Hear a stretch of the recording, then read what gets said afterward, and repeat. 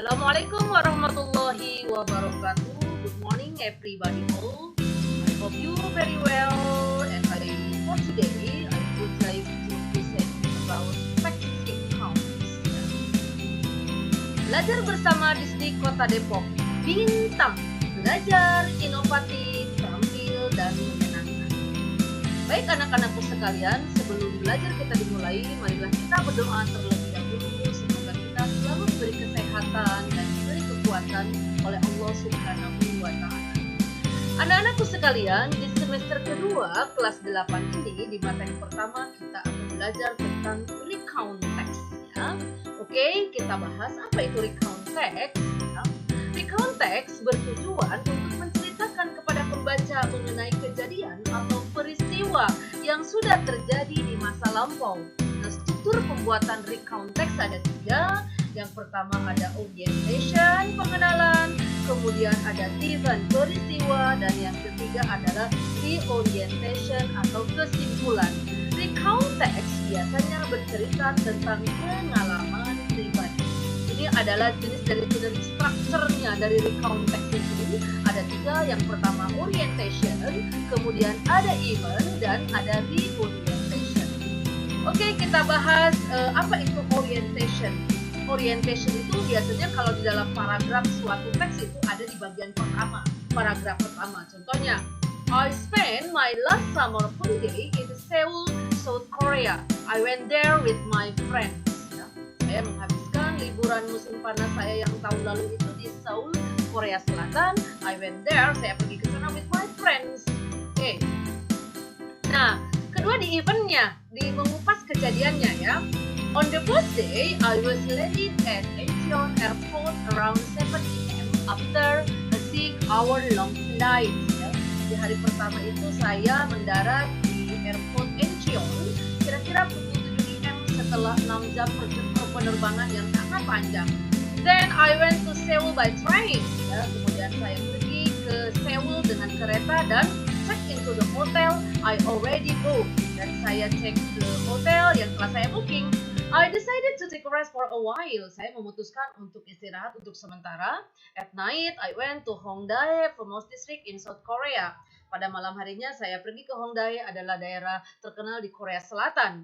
I went to eat traditional Korean food. Ya, saya pergi untuk makan makanan Korea tradisional. On the next day, I went to the Gyeongbokgung Palace. Ya.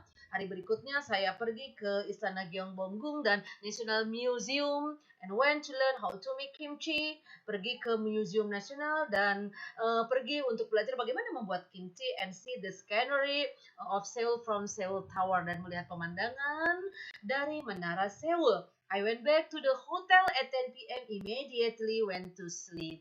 Saya pergi ke hotel pada pukul 10 p.m. dan segera pergi tidur. Deh, itu tadi di bagian eventnya ya. Sekarang kita lihat di bagian reorientationsnya ya. Kita share dulu. Oke.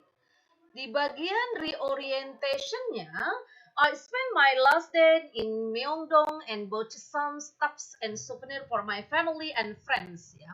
Saya menghabiskan hari terakhirnya di Myeongdong dan membeli beberapa barang dan souvenir for my family untuk keluarga saya dan teman-teman. I also eat the street food there. Saya juga makan jajanan pasar di sana. I went to the airport. Saya pergi ke bandara at 3 p.m. because my flight was at 5 p.m. Saya pergi ke airportnya pukul 3 karena penerbangan saya itu pada pukul 5 p.m. I had a fantastic experience in South Korea.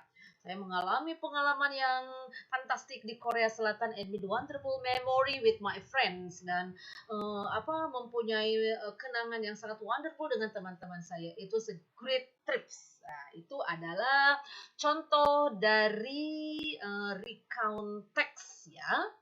Oke, recount text ya, dilihat dari unsur kebahasaannya ya.